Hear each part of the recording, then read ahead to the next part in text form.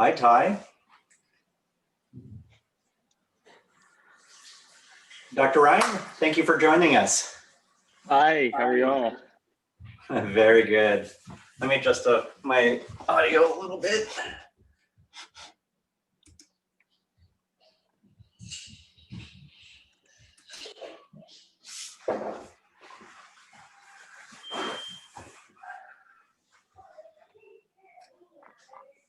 Hey, Ty, I uploaded your videos.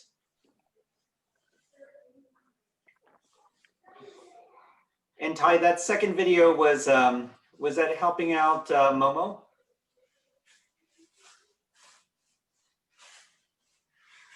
Oop, I think your microphone's not working again. Everyone else turn on your videos, please.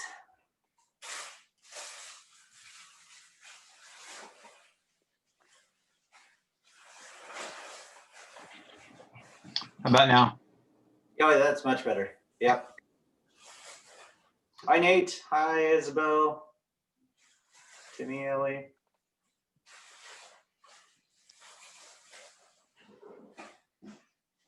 Dr. Hill, we have a few more people to join in as usual. Sure, no worries. We'll get started whenever everyone's here. Sounds good.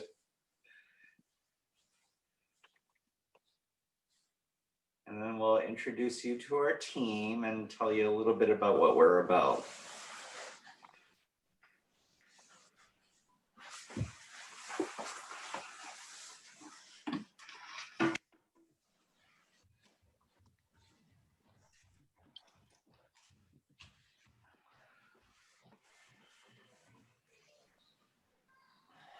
Hey, Ishika.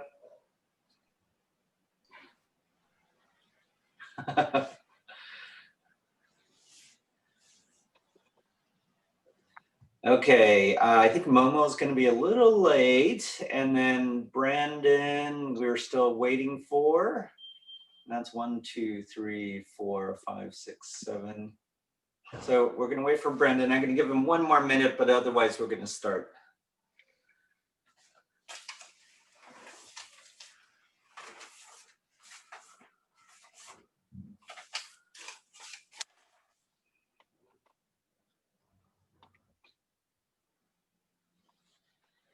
Oh, we're waiting for Brandon. Isabel's video went away. Okay, so before we're gonna introduce Dr. Hill, I want the students to go around and say their name, their grade in school, and what they like about Lego robotics. All right, Ty, you go first. Timmy and Ellie. Hi, I'm Ty. I'm in 7th grade and I like programming the robot. Timmy, then Ellie, and then Nate. Hello, I'm Timothy. I'm in 9th grade, and I like the presentation aspect about Lego robotics because it kind of makes you think about problems that you can solve. Ellie, Nate, Ishika.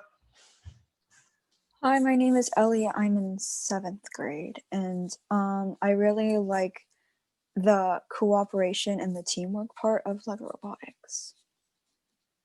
Nate, Ishika, Isabel. Hi, I'm Nate. I'm in 7th grade and I like building the robot because I don't know, I just do. Okay, Ishka and then Isabel.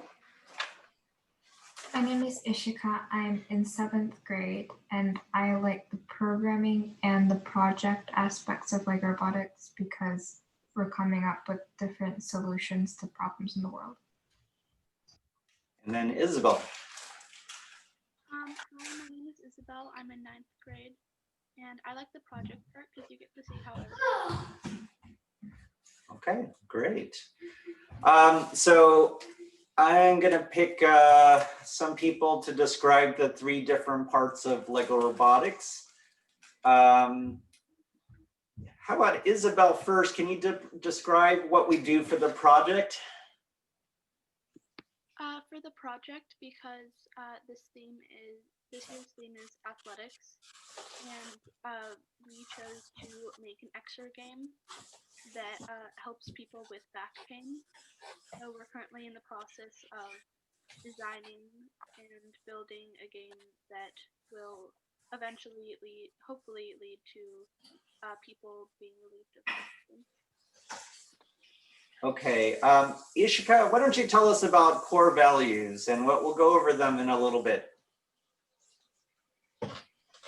Okay, so the core values are basically these values that are supposed to help us work together as a team, and they're sort of the main things we need to remember when we're trying to complete like a mission in the programming or when we're discussing ideas for the project. And it's basically kind of like the core of what, I guess that's why it's called core values. It's what helps keep us together as a team, helps us remember what we're aiming for, and to make sure that we're working together well as a team.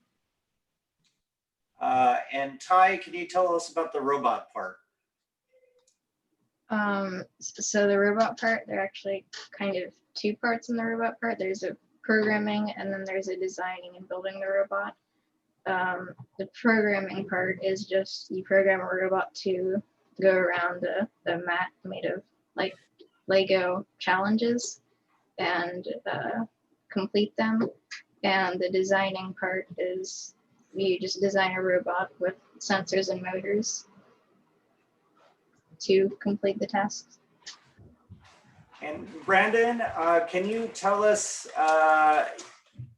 let's see, your name, what grade you're in, and what you like about Lego robotics? My name is Brandon, and I'm in 6th grade, and I'm 11 years old. Wait, what were the other things I was supposed to say? Well, what do you like about Lego robotics? I like it because it's really fun. Okay, very good. Well, at this point, I want everyone to unmute their microphones and we're going to go over the core values, okay? Ready? Everyone unmute. Ready? Innovation. Innovation. We use creativity and persistence to solve problems. Impact. Impact. We apply what we learn to improve our world. Discovery. Discovery. We explore new skills and ideas. Teamwork. Teamwork. We are stronger when we work together. Fun. Fun. We enjoy and celebrate what we do. Very good. Well, I want to introduce Dr. Hill here. I'm going to have you say, hey, what's your role and how you got there and what's your typical day? Sure. So yeah, I'm a assistant professor is technically what my title is at California State University, San Bernardino. I work in a department of kinesiology. So I work with people who study everything from physiology to biomechanics of the body to motor control and motor learning. So how we learn to move through space. And really a lot of my research sits in a middle ground of a lot of it. And really what I study, my PhD is in sport and exercise psychology. So I've spent a lot of time studying motivational factors of why people do or don't engage in exercise. I've also studied, one of my other big things I study is confidence beliefs of elite athletes, and why people are confident, what confidence drives, which we find out is really performance. You know, when we're confident about what we can do, we tend to perform really well, which is not a super, you know, it's not a surprising finding, but it's an important one nonetheless. And yeah, you know, I've gotten here. I grew up in the deep South in southern Mississippi, and I did my undergraduate degree at Louisiana State University. So I'm a Tiger through and through, even though we don't have a very good football team this year. And we're all Ducks here, so. okay, okay. There you go. I see a little Oregon represented. Yeah, I know. I'm getting used to West Coast. It's just it's a little different. I have in-laws that are SC fans, USC fans, so I'm probably not well received with this group. But yeah, I did my master's degree at a school called Miami University, and that's actually a school in Southern Ohio. That's not the University of Miami, is the one that's in sunny South Beach. I did my schooling in a place that's just north of Cincinnati, Ohio for my master's degree. And then I went further north up to Michigan State University, which is where I did my PhD. And then after that, I got my job out here. I'm in my third year of my professorship here at CSUSB. So, you know, a normal day for me. I'll give you a normal day pre-COVID because we are fully teaching online. So fully teaching online is a balancing act between my wife and I getting our jobs done, and we have a small child, a 3-year-old here at the house. So it's a balancing act of that and Zoom calls.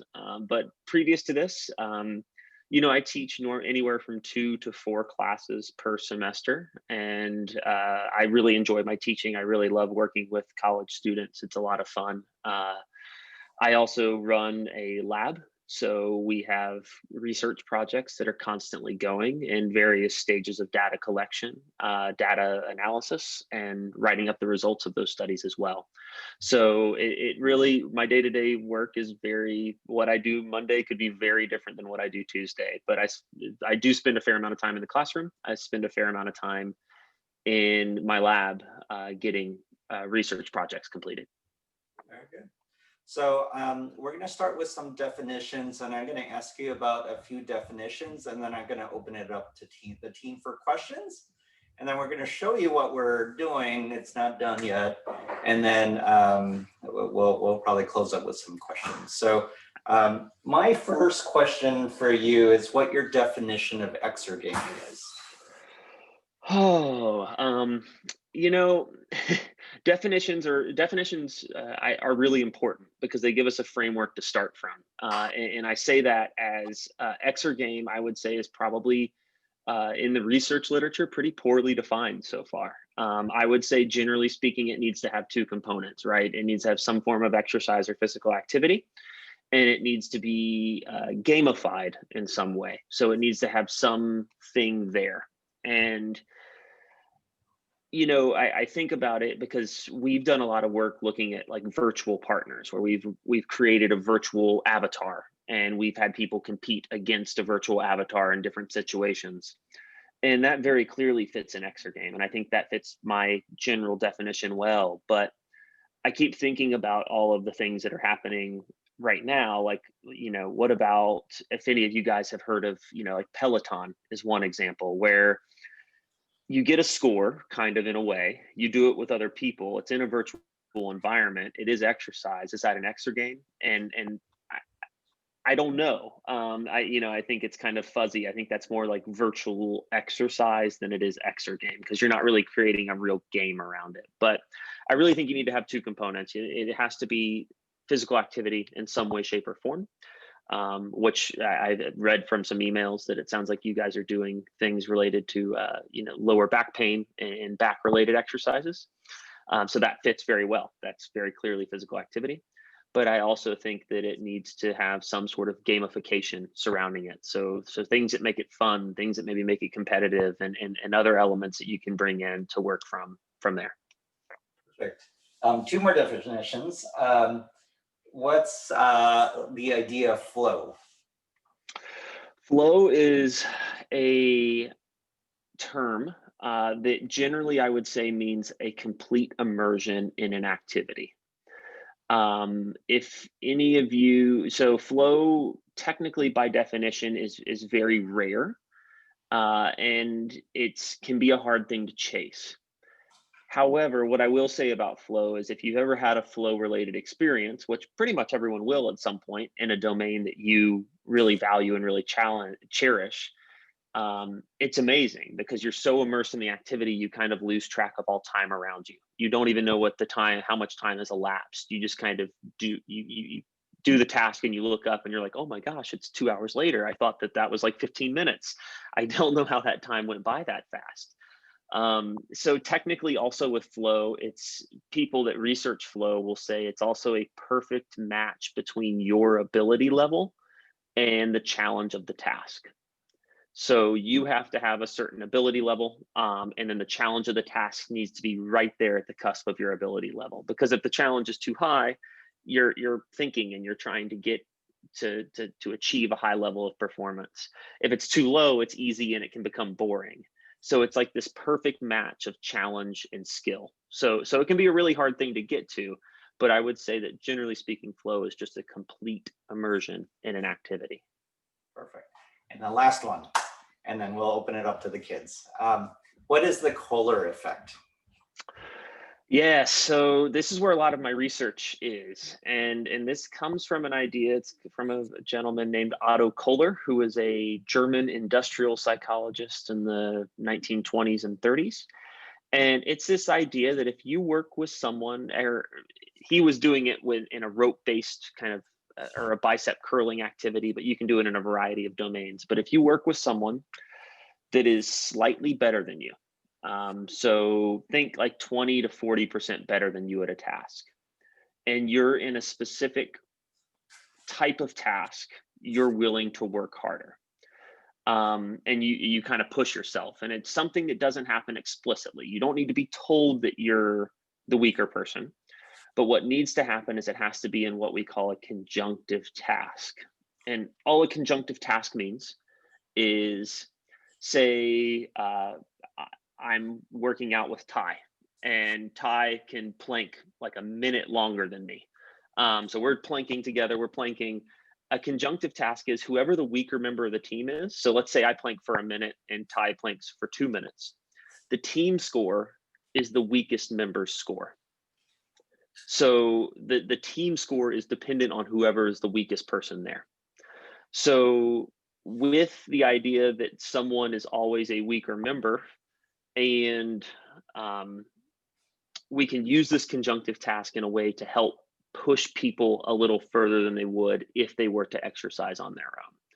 And that's really the core of what we've done. And the reason why we personally have used Exergames, and Exergames has been a really beneficial thing for us, is, as you guys all know, Exergames are programmable, right? Like we can make a partner. We can create someone, a virtual avatar, to exercise with people. And what our research would suggest is people respond to that avatar very much like they would a regular exercise partner. So if we have people exercise in this conjunctive task structure and we have them be the weaker link, they work harder than if they were to exercise on their own. Does that make sense to everybody? Feel free to raise a hand, stop me there if you, I know it's kind of there's multiple layers to it, but I definitely want you guys to get a good grasp on it. Well, I'm going to open up for questions, and then we'll show you what we're doing. First, I'll random here. So Ty, go ahead. Then Timmy. So you said the weaker person does better, like pushes himself. What happens to the stronger member? That's a really good question, Ty. To be honest, it's almost exclusively with this work, we've used either what we call a confederate partner, where it's been like a virtually presented someone. So think like a Zoom call, like it's someone that's presented on a screen, but it looks like a live person, but they were always going to be better than the person exercising in our lab. Or we've used an avatar, where again, we can program them to behave a certain way. So the direct answer to your question, Ty, is we don't know what happens to the stronger person. If you would think that if the score is tied to the weakest person, well, as soon as the weaker person quits, it doesn't benefit the stronger person to go any further. So they're actually probably going to see decreases in motivation. But in everything that we've done, we've never actually put two people side by side in a lab and looked at that exact question. So we don't know. Other questions? Okay, so it's Timmy and then Ishika. You said flow theory is kind of like hard to achieve. How, like, what are some components that we can implement into an exergame to achieve the flow theory? Yeah, that's a really good question. I think things that you can implement is when you have people engage with an exergame, I think it's really important that it is something that's challenging, but they never leave the game feeling like they failed, right? Because we can never kind of achieve a flow state if we're always like, a flow is a lot studied in a lot of elite athletes, also in like musicians. No one ever achieves flow if they feel like they're inferior to the other person. So having an environment where people push themselves and really challenge themselves, but at the same time, even if they don't have a good performance, they don't leave feeling like they didn't accomplish anything, is probably really important. Another thing I think that is, I was hoping that I would be studying kind of some of my next research projects. I want to look at, really the role of fun in all this, right? Like I think is a basic, I'm a relatively young professor, but in my, 10 years in reading in this area, I think there's a fundamental thing that we all need to realize when we work with other people is that people don't do things that they don't find fun, right? So like, I think a lot of stuff, like I hear all these great exercise interventions and I go, well, is the activity going to be fun? Because you can maybe get people to do something for a little while, but unless you can kind of create this fun environment, people aren't going to go back to it, even if it's beneficial for them, because people generally know that exercise is really beneficial. So I think fun would be another thing that would be really important to incorporate there. And that could be some sort of gamification, that could be allowing them to play the music they want to play. It could be a variety of things. It doesn't have to look like one thing, but making sure the game itself is enjoyable for the user is probably really important. Other questions? Okay. Ishka, go ahead. So kind of going back to what Ty said, with the Kohler effect, could you have it like a two-way Kohler effect? Say if you had two people and one of them is more advanced than the other person in one exercise, but the other person is more advanced than the first person with a different exercise. And then could that help them both motivate themselves to try to get to the level of the other person? So in a way, they're both getting something out of it and they're not having decreased motivation? Yeah, I think that is a really interesting way to chase that down.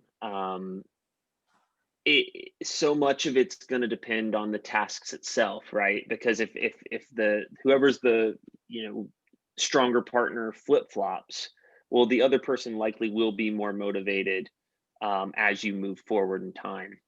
There's actually, I'm thinking about this, there's some really interesting studies that some colleagues that I've worked with in the past just kind of communicated with that are in Germany. And they've actually looked at elite relay swimmers. And they found that, interestingly, it's very context dependent. Like the context you put people in matters a lot. So when you become the strongest person on a relay team, you work harder compared to if you're in certain conditions, compared to when you work alone. And some of that is, the team is more dependent on you depending on how they do. So it definitely matters who is stronger and who is stronger in what situation. And I think maybe flip-flopping it is a way that you could potentially maximize the Kohler effect in real human-to-human interaction. I do think that's maybe an interesting way to kind of go forward. You know, the tricky part with all the human-to-human interaction matching is you've got to find these people, right? Like it can be tricky to find the perfect partner for people, which is why I do get really excited about Exergames as an avenue, because again, you guys can design it, you guys can make the game whatever it is, and that's really exciting. It has its limitations, but it's also gives you a lot of control, and you can maximize what we know about motivating people in exercise situations. So I think that's a really good observation about flip-flopping who is the stronger person and in what activity that would be. Other questions? I'll choose people if you're not asking. So it'll be Ellie, Isabel, Brandon, and Nate. Isabel, you had a question, then it'll be Ellie, Brandon, and Nate. Isabel? Oh, you're on mute. Yeah. So in your experiments, what has been like I don't know how to phrase this. In all of your experiments, what has been like, if you had to narrow it down to one thing, what do you think has caused the most failures? In Exergaming? Okay. Failures related to, I just want to answer this correctly, to like the development of the game, or failures in terms of motivating people to be more active? Motivating people to be more active. Oh man, that's a really good question. I think, you know, just thinking of some of the things that have popped up is, in a couple of studies that we've done, we found that I don't know that you would call it necessarily a personality trait, and I'm not a personality researcher, but kind of underlying competitiveness. We all know people who are more or less competitive, right? Some people love competition. Some people just generally don't gravitate towards that. And that's completely, it's probably more dispositional, meaning that it's just the way that we are and the way that we were raised. We have seen that people, when they have high levels of competitiveness, tend to respond really well in the Kohler effect paradigm. The flip side of that is people who aren't very competitive might not really care how the team does, right? So if there's no kind of, if they don't really care how the team does and they're the weaker person, well, they're not going to be all that motivated to work harder in a group compared to working alone. So I think, you know, knowing the participants, knowing who you're working with, but you know, the one thing that I think we can lean on is this idea of competitiveness, and kind of going from there. One other thing I will add about that is, you know, one of our other studies we looked at, we thought maybe losing or being the inferior team member would be really demotivating, right? Like no one wants to always be second in a group of two for a long period of time. And that's what we thought, and we were really interested in that. And so a project that we did that was actually funded by NASA, looking at Exergame use potentially for astronauts, we go, well, what if you can actually beat your partner every once in a while? And so we programmed the partner, so about 1 out of every 6 rides, they would beat their partner. Interestingly, they weren't more motivated. And yeah, and we thought about that a lot, because it's kind of an interesting finding, and it's kind of contrary to what we thought we were going to find. But what we think happened is people really internalized their role in the team, and their role on the team is being the second person who scores for the team. And if there is constant change there, what could happen is this idea of role ambiguity, where you don't really know what your role on the team is, so you don't really know how much effort to put forth. But if you know your role on the team, you know exactly what you need to do, and it's really well defined, well, you tend to respond in a pretty consistent way based on our Kohler effect paradigm.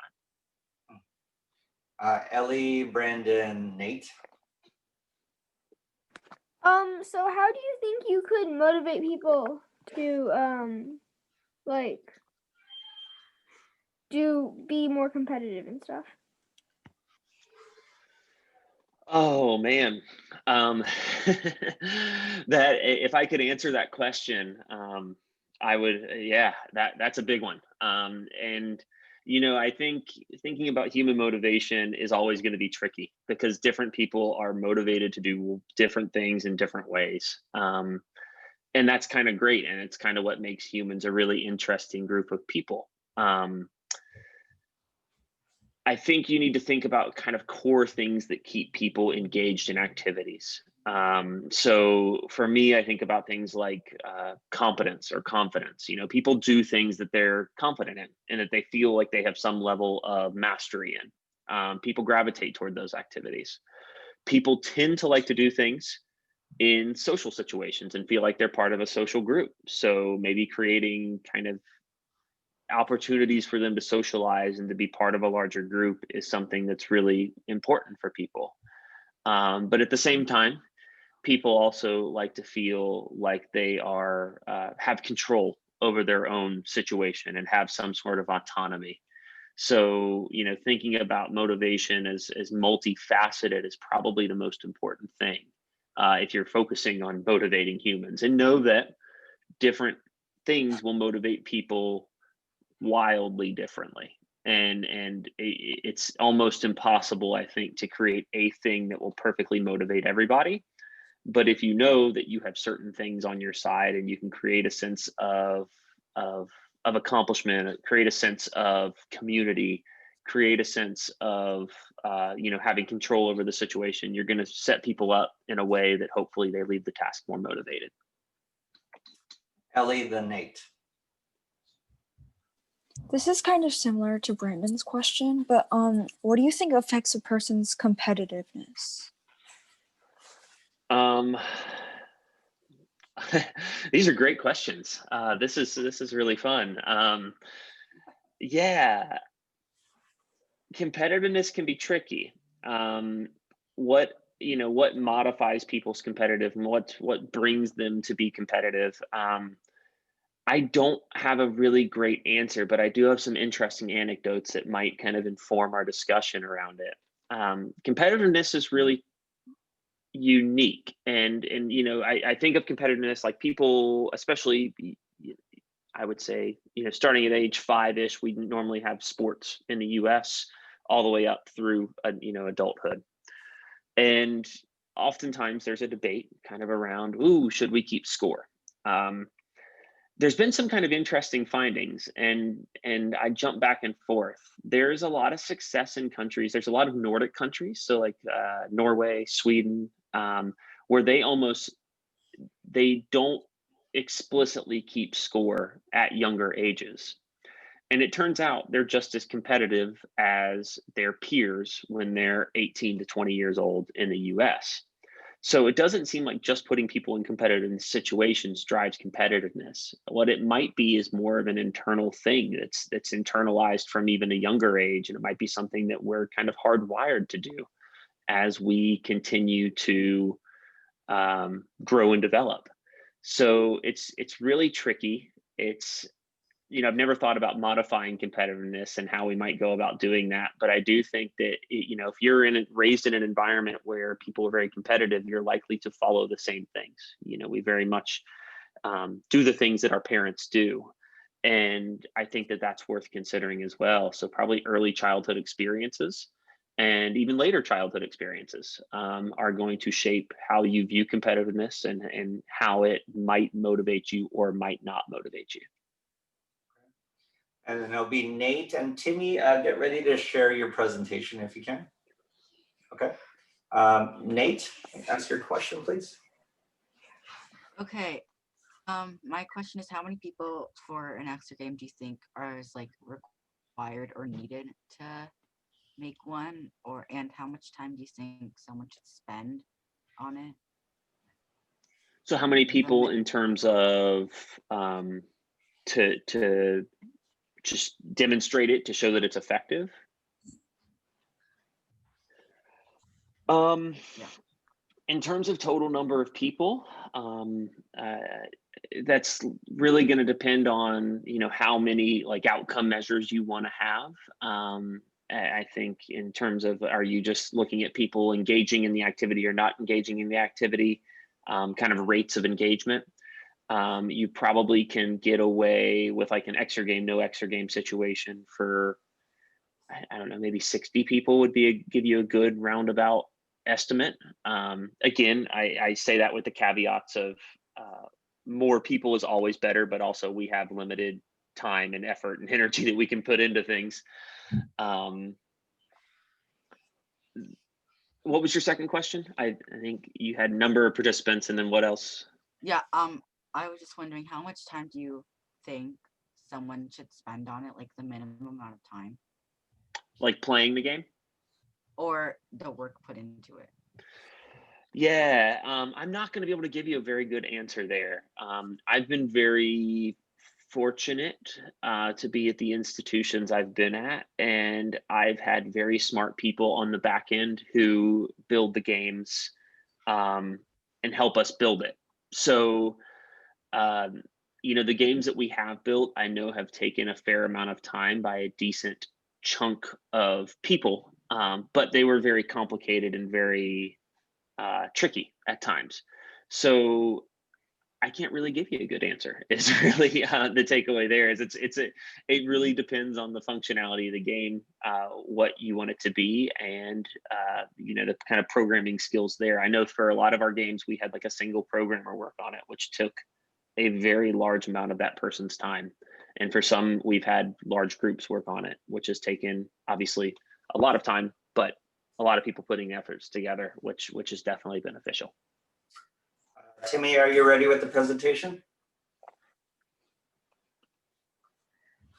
Yeah. Okay. Any other questions at this point? Oh, Ty, go ahead. Do you know if Exergames, I mean the polar effect works in groups, so you have like a stronger group and like a weaker group?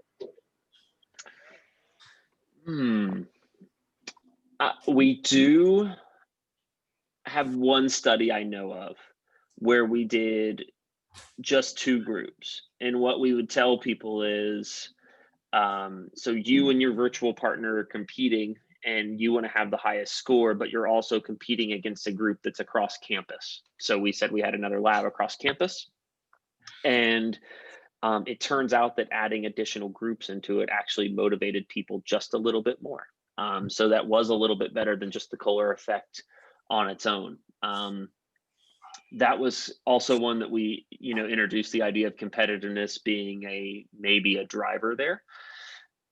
And that's kind of what we found. So people are motivated to be as strong as they possibly can for their team, period. But they're also even more motivated to be as strong a possible team against opposing teams as well.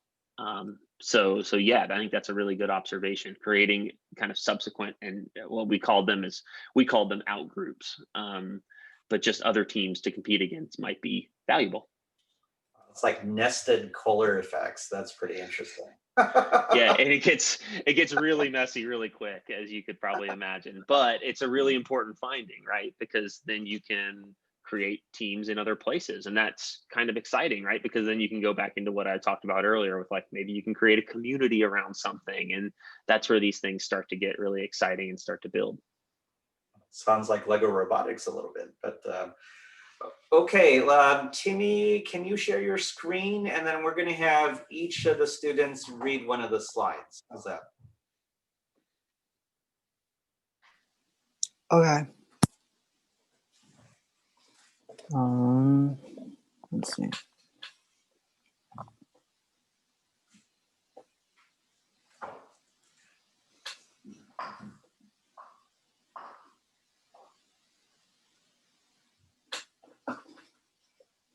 Oh, you're on the iPad, right?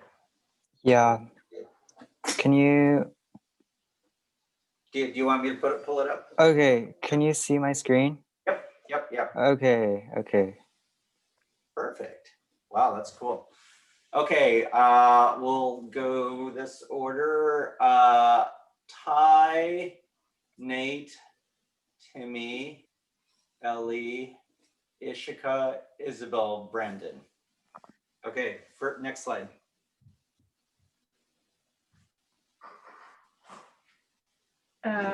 our team: Ishika Chakraborty, Rosalind Cho, Timothy Cho, Mohini Iyer, Ty Rowland, Nate Rosenfeld, Isabel Straub, and Brandon Young. Nate? Reasons why people have stopped exercising: lost motivation, lack of time, cannot afford it, and physical limitations. Timmy? How does back injuries / back pains affect exercise? Back pain is the second most common reason for the visits to the doctor's office. First is respiratory infections. Experts estimate that as much as 80% of the population will experience a back problem at some time in their lives. Ellie, then Ishka. Benefits of exercise for back pain. Exercise strengthens muscles that support the spine, removing pressure from spinal discs. Exercise abbreviates stiffness and improves mobility. Exercise improves circulation to better distribute nutrients through the body, including the spinal discs.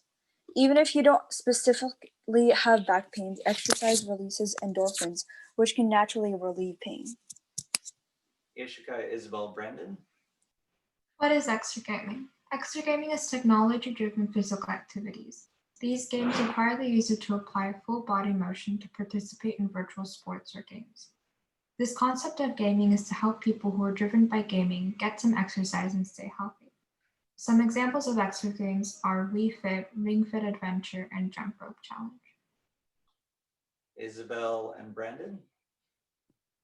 Positive effects of exergaming. It is fun and enhances the enjoyment of exercise. It allows for social interaction if it is a multiplayer game, which allows multiple people to play at one time. It allows participants to make individual choices and can keep it self-paced and on their level, and it includes the game as motivation for participants to keep continuing. Next is Brandon. How we got our idea. As we talked to many experts, we noticed two recurring themes that prevented people from being active. These two themes are the lack of motivation and back pain. This is how we came up with using games for our project like Wii Fit, because it is a fun way to get exercise and the games will motivate people. We also thought to make our game oriented around back pain because it was a leading factor of why people have stopped exercising. Ellie and Ishka. Oh wait, sorry. I think you guys switch orders in this thing. Oh, that'd be Ty and Nate. How about Ty? In positive psychology, a flow state, also known as being in the zone, is a mental state in which a person performing some activity is fully immersed in a feeling of energized focus and enjoyment in the process of the activity. The flow theory is how we need to keep the players interested in an exergame. Many different levels or difficulties to fit everyone's needs. This does not mean the exergame cannot be simple, it just needs to be engaging. Nate and then Timmy. Nate. Experts: Daryl Wilson, Daryl Weisner, tennis pro and a coach; Michael Young, physical therapist; Victor Lin, physical medicine and rehabilitation; Jennifer Liu, occupational therapist; Larry Katz, professor and director of the Sports Technology Research Laboratory; Dwayne Sheehan, physical education teacher, and he studied with Mr. Katz about exergaming; and Chris Hill, assistant professor of researcher of sports and exercise psychology. Timmy.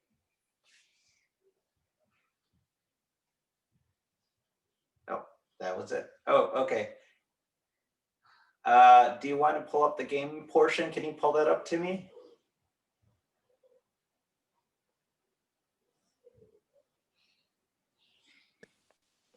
The game portion? Do you mean like Ellie's slideshow? Yeah, or Ellie or Ishika, can you guys share it at all? I can share it. Okay. Okay. Dr. Hill, any comments at all? Yeah, I'm really quite blown away with the work you guys have done. You guys have hit on really important things, and I think that presentation did a really nice job distilling the problem. People aren't exercising. I think you hit on why people aren't exercising quite well. And I think the core of where you're heading with this, I think, is built on firm ground. I think you guys have done a really nice job with that. Wonderful. Okay, we'll start with this part. Gosh, I'm trying to use these pictures as the way to do it, but it switches all around. Ty, you take the next one, and then it'll be Nate. Oh wait, okay, how about Ellie, Ishika, and Isabel? Let's do that. Ellie, you take the next slide. Okay. Our game, the Backbreakers. And the next slide. That was just the title screen. Yeah. Swift Playgrounds. What is Swift Playgrounds? Swift Playgrounds is an app used for coding various things. Its goal is to teach people basic coding skills, such as functions, loops, and conditions. We use Swift Playgrounds to program rock, paper, scissors, and other parts of our game. Ishka next. Mechanics, space, and components. Player, person to play the game and do the exercises. Mobile device, phone or iPad. Space, roughly 7 square feet. Swift Playgrounds, coding. Emojis represent characters/items. Rock, paper, scissors. We are going to base the game around rock, paper, scissors. How to play, instructions on how to play the game. Exercises, different exercises targeting different areas. Isabel, then Brandon. Storyline. Your avatar is a blob that plays your rock, paper, scissors game for you. The goal in the game is to defeat the nameless evil blob who is located in the castle. You are trying to get to the castle by playing games of rock, paper, scissors incorporated with exercise. We will use emojis to represent characters, and your avatar is a blob. The color of your blob represents an element, corresponds with an element. Brandon next. Blob World. Welcome. Choose your avatar. How to play. And Ellie next. Choose your character. Air, wind blob, water blob, earth blob, and fire blob. Ishka next. How to play. Pick your avatar. You can only use the element of your blob in the game. Your goal is to make it to the castle and defeat the giant evil blob. On the way, you'll be required to play games of rock, paper, scissors. Each choice is a designated exercise. Choices that are more powerful will have more difficult exercises. After you have chosen your weapon and done the exercise, the game will continue the same way. Winning a game of rock, paper, scissors will earn you coins. The more coins you earn, the more different types of elements you can unlock and use in your rock, paper, scissors games. You're ready to play. Good luck, Blob Master. I think that's it. Oh, Isabel. Is Isabel? Oh, you're on mute. Pick your weapon, exercise, number of reps, points, and enemies. Should I explain that slide? Oh, yeah, sure. Go ahead. Okay, Timmy, can you go to the slide? Yeah, okay. So the blob thing is your element that you can choose, and then you can switch between them if you have them. And then the blob is like, so on the exercise, the blob is connected with one exercise. So if you choose that exercise, then if you choose that blob, then you do the exercise that's connected with it. And then the number of reps you do, you can choose to do more number of reps, but there's obviously a minimum and a maximum. And so the more reps you do, the more powerful your thing will be. But yeah. And then the points you have, we haven't exactly cleared that up yet, but we're thinking of multiplying the number of reps by the points the exercise come with. And then, yeah, enemies is just the enemy that you're going against. Okay. Brandon, I guess. Since it's your dad. The exercise. Back. I finished. And then, so I guess you can play those videos with those. Okay. Is that it?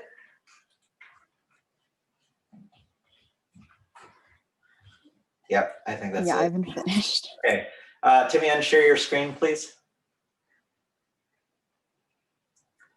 So, Dr. Hill, any comments? It's still super early. No, I'm like I said in my last set of comments, I'm really impressed with what you guys have done. I think that you're thinking along the right lines. Like you've made it something that's visually appealing. I think your next challenges are to kind of do more of the art around this. Like, how do you make it fun? Like, and that can look a variety of ways, like I talked about. Like, what do you guys want to make it? And that's kind of the fun part of this. I think focusing on ways that you can keep people engaged with the whole set of activities. So like, I don't know how many exercises you're planning on doing or how many they need to do in order to kind of hopefully lower their risk for low back pain. But the more you can keep people engaged through that whole process, the better. And I like the way it looks. I think it's fun. I do want to add one thing. I saw, the blobs, I think, are kind of a fun touch. And I will say we've done some work where we've looked at how realistic a partner needs to be to feel like a partner. And it turns out that people will respond to just about anything as a partner. So if you wanted to create like a secondary blob that they compete against, people respond to that really well. There's a whole book called, it's called The Media Equation. And it's a really good, it's a really interesting book, but basically the core thesis there is we engage with things in our lives like they are human. And so what I mean by that is, so like they were doing interesting research back in the 80s. And again, long before any of you were alive, but computers back then, like everyone knew what generally computers were, right? They're these objects that we use to do things with. And they would have people do games with the computer. They would tell them that the computer was their partner. And then at the end of like an hour, they would tell people to unplug the computer. And the participants would get like really like, oh, I don't know, like I just worked with the computer. How could I do this? Like how could I shut off my partner? And in reality, we all know at the end of the day, these things are inanimate. They don't have feelings, but we treat them that way. So I think one of the fun parts about Exergames is you can create a competing blob if you wanted to. You don't have to. It's totally, the direction you guys want to go with it. But overall, I think it looks really interesting. I think it looks really engaging. And I think kind of things to think about moving forward are, keeping people engaged so that they get all their exercises done. And how do you get them to come back for more, which I think is creating a fun place to be active. Let's see. Before, I don't want to take too much of your time, Dr. Hill. So we'll have a few more minutes. I'm going to bring up an interesting point, at least to me, is one of the things of core values is fun and teamwork.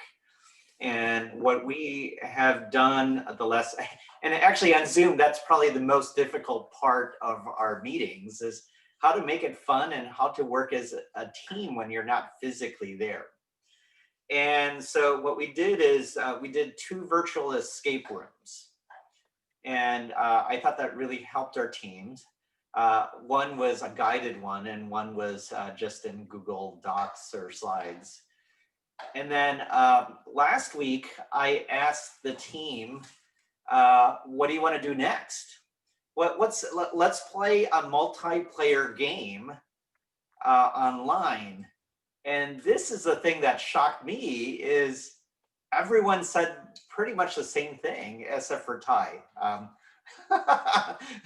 Ty wanted to play multiplayer chess, but everyone else said a game called Among Us. And I don't know if you're familiar with that game. I'm not. Does someone want to describe the game to me or to us?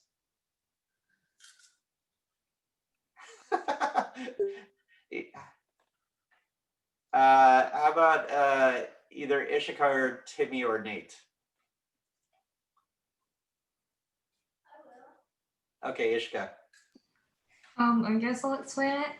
So it's this game where all of the characters are, I think, like on this like spaceship or something. And so when you first join the game, it assigns you as a crewmate or an imposter. And so depending on the number of people who are playing in that room, there can be one imposter or two imposters. I think maybe even three. But if you're an imposter, you're basically trying to sabotage the ship and kill as many people as possible. And the crewmates basically just have to do these tasks around the ship. And so it lists them at the top of your screen when you join the game. And then you just kind of move around and complete the tasks. And the crewmates don't know who the imposters are, and the imposters know the other imposter. And so basically you just go around trying not to get killed. And then if you do get killed, then you're a ghost, so you can still do your task, but nobody can see you. And you have to wait till the other crewmates find your body and then call a meeting. And so then in the meeting, basically so everybody is just discussing who they think the imposter might be. And the imposter is basically trying to get away with the murder without anybody knowing it was them. And then after people are done discussing, you either vote for one person as the imposter. If you think they're imposter, you vote up or down, or you skip vote, so you just don't vote at all. And basically the game continues that way. And the imposters, I think, win if they either sabotage the oxygen and the oxygen runs out and all the crewmates die, or they kill a certain number of people, and then they win. And then the crewmates are basically just trying to find all of the imposters and get them booted out of the game. And then they win if they do that. That's quite complex. That's a lot of moving pieces to work through. Yeah, that's interesting because that does kind of include elements of teamwork, elements of sabotage, elements of trying to manage a team when not everyone is working towards a consistent goal is a quite difficult thing. But this is it's interesting. It's a social game that you need to work as a team to complete a task, but you don't know who's trying to sabotage it. And it's extremely, apparently I don't play it, but it's extremely engaging that people want to work as teams to, it's teams of 10 and people want to do that. And, as we're thinking going forward, how can we incorporate some of that into our Exergame? Yeah, I think it's important to always keep in mind, like, humans are naturally really social creatures. We are just social beings. And I think that's why right now, with everything going on, it's, very challenging, very stressful, because we're not designed to be kind of isolated the way we are right now. And that's why there is so much stress, I feel like, in society, kind of generally speaking. But yeah, like we have these social ties, and these social ties mean a lot to us. That's why our friendships mean so much to us. And expanding that into the world where I do research is, like, how can we create social ties in exercise? Right. Perhaps there's ways we can do that with software generated partners. Perhaps we can do that with avatars. Perhaps we can do that with like virtual exercise where there's a kind of leaderboard with a bunch of people's names on it. I just think that's really a main driver of where a lot of my research sits is understanding the social drive of people. And the more we can incorporate that into an Exergame, I think the more engaging and the more people will want to come back to it as they move forward. Yeah. How do, the way social networks did in connecting people, how can you do that with Exergaming, basically, Yeah. And, there's an interesting, applications with that too. Like I mentioned, I just got a Peloton. So like like on Peloton, you can high five people virtually. You can, exercise with your friends and then have like a FaceTime style chat at the end of it. Like, that really is starting to get it, like harnessing that social aspect in a really engaging way. There's also things, I don't know if you're all familiar, like Strava is one. Strava is like an online community of runners and cyclists where Strava is like it's like a Garmin, it's like a GPS style device. It tracks how fast and where you run. And you can upload that and share it with your friends. And it has a social networking like feature where you can, post it on your, I don't know what they call it exactly, but it's like a wall or something where you can post it and go, look at, I ran 3 miles today on this path. And that's done for a reason. It keeps people excited. It keeps people engaged. It keeps people wanting to come back for more. And as you guys hit on really well in that presentation, not enough people are doing the activity they need to do to live a healthy life. And so the more you can incorporate that into what you do, the better. Cool. Well, I don't want to take too much of your time. Do anyone have 1 or 2 last questions for Dr. Hill? Perfect. Dr. Hill, it was a pleasure. We'll keep you updated as we go along, and I'll let you know how we do with the tournament. Absolutely. Yeah, please do. Again, I do want to reiterate one thing. I was really impressed with what you guys presented today. That was really exciting to see. So keep up the good work. Keep doing what you're doing. I think you're on a really interesting path, and you've talked to some interesting people, and yeah, good work. Really impressed. Thank you very much. Thank you very much. Really appreciate Absolutely. No problem. If you have any other questions, feel free. I know a couple people have my email. Shoot me an email. Yeah, keep me updated with how you guys do. Perfect. Thank you. All right. Thank you. Bye. Bye-bye. So any interesting thoughts? Anyone learn anything? Comments? Elliot, what are you nodding your head? What'd you learn? You're on mute. Elliot. I learned about the color effect. Color effect? Yeah, that was actually really interesting, and he was really into the color effect, and so that's how we potentially can socialize our game, right? And to take advantage, either with an avatar that's computerized, right, or somehow connecting with other people. Anyone else? I thought it was really useful, but Nate, any thoughts? I don't know. I think it was useful too. I learned that. I learned different ways for people to get motivated, so that was cool. Cool. Timmy? Did you want me to add a slide on the color effect? Absolutely. Or just, okay. Yeah, absolutely. And Isabel and Timmy, did you write down that book he recommended about the media thing? No. Well, it's recorded, so.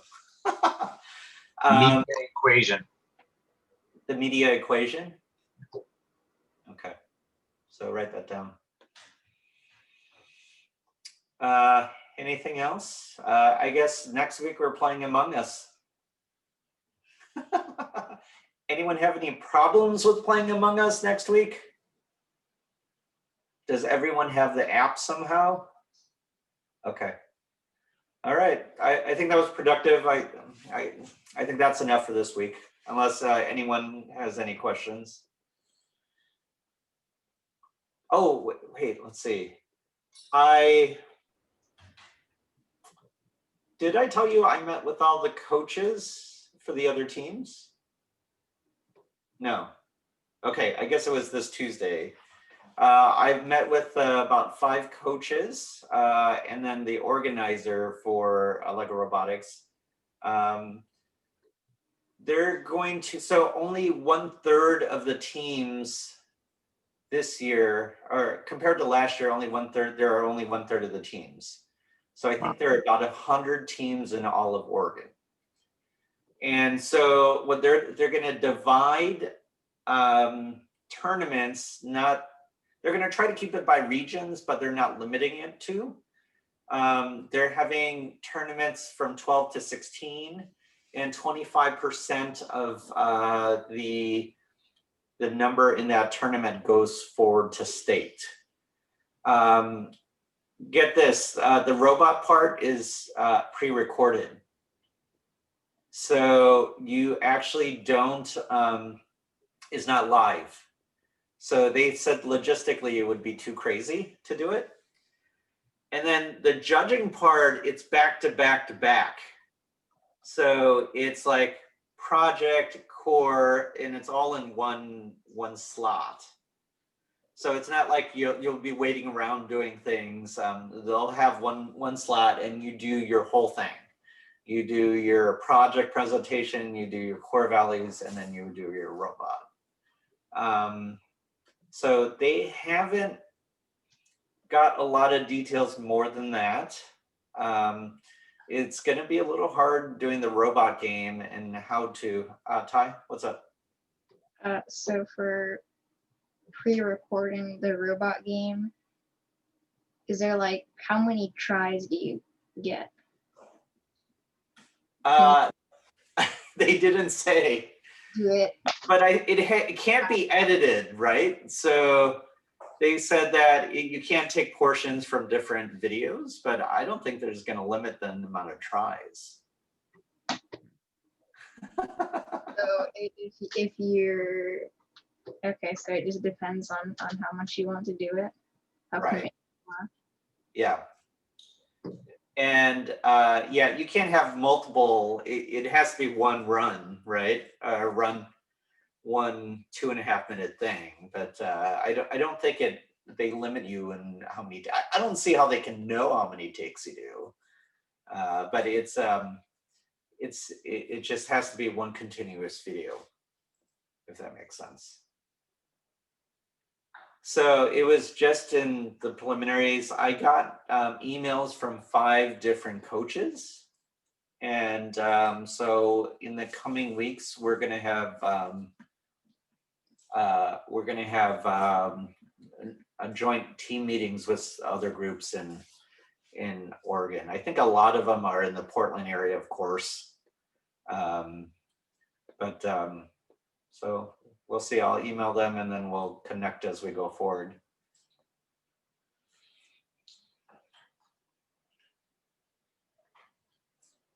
Any other questions about the tournament?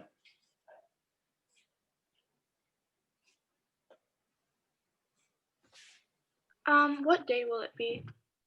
I'll send it out to you guys. It's sometime in April. All the things, including the state, is in April. So I don't know exactly what day it is. I think there are I think it's over 2 weekend days. There are 4 different tournaments. And then the following weekend is the state tournament. And I think there's only 1 day for the state tournament this year. So, and they'll give us more details about 8 weeks, like concrete details about 8 weeks before the actual tournament. So I don't think we're going to get a whole lot of details until maybe late January or early February. And then I guess then we'll have all we should have complete instructions by early February. So what else? Ty, you asked me to upload a couple of videos. Is that right? Do you want me to play them? Sure. Okay. Yeah, what I worked on for run 4, just trying to add sensors.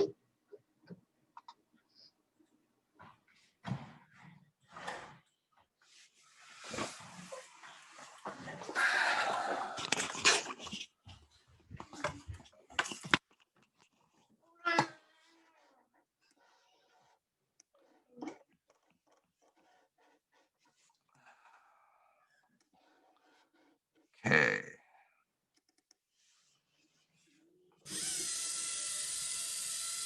Can you tell us what's going on? So this is run 4. Yeah. Is there a way you can slow it down? Slow it down. How do you do it? And I think the other video would be easier to do. So it just stops, use the black line and the line follows. Okay, how's that? It'd be easier to explain with the other video. Oh, and the other one? Okay. So the other one was health points, wasn't it?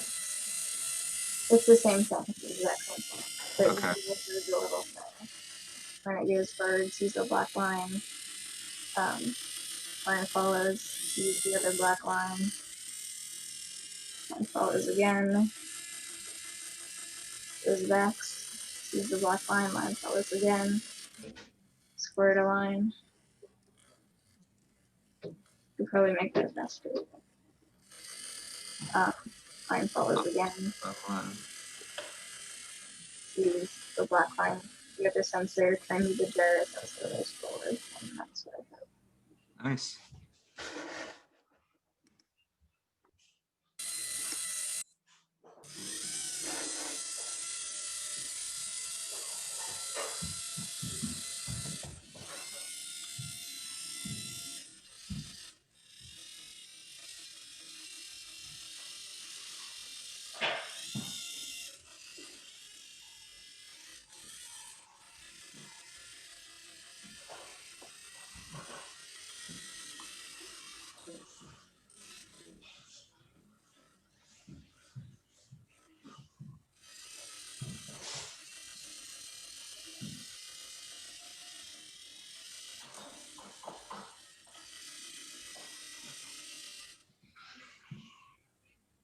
Cool.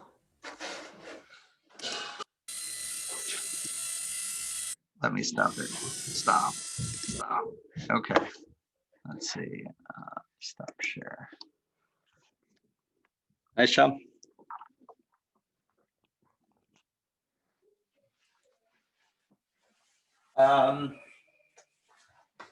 I'm gonna throw it. You know, I said last week we're gonna be done with experts because I don't think there are any more experts we can talk to. What do you guys think about writing the developers of Among Us? And then see if we can talk to them and what makes them so special. I'm throwing it out there. I'm sure Sammy would like it a lot, but Yeah, I love Among Us so much. I'm just throwing it out there. So next week we're just going to play Among Us. So let's check in at 4 o'clock, and then we'll start setting up the games there. Maybe I can play for a day. Any other questions?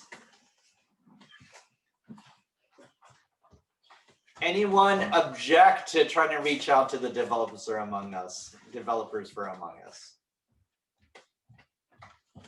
No. Ellie looks a little not sure about it. Okay. Okay. See you next week. Bye. Bye. Thank you. Hi, thank you.